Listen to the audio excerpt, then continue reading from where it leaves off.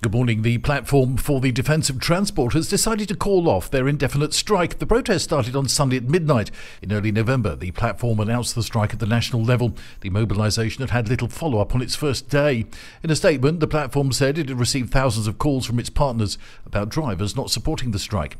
The industrial action was announced on November the 7th and is not supported by any association of the National Road Transport Committee, who considered the measures introduced by the government sufficient, so in their view, they did not justify their indefinite strike. Consequently, they decided not to support the action. The truck drivers' strike started on Monday and received virtually no follow-up from the start.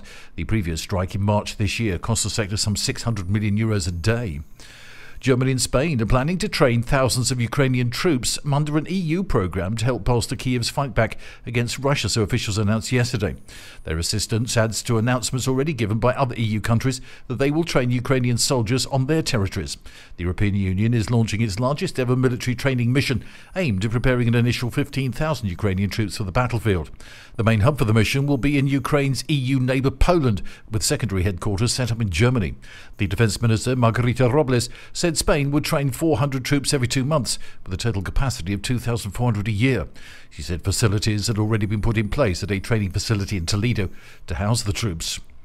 The maximum price of a regular 12.5 kilogram bottle of butane gas changed yesterday. It's gone down.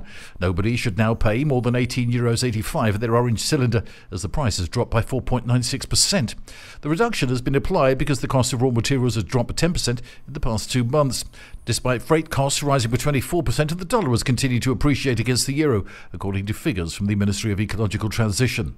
The maximum price for the bottled gas is set every 2 months on the third Tuesday of the month.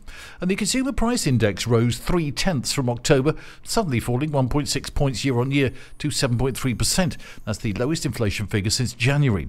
The CPI now stands at 6.1%, according to final data released yesterday by the INE. The inflation rate for October is 3.5 points lower than the peak reached in July.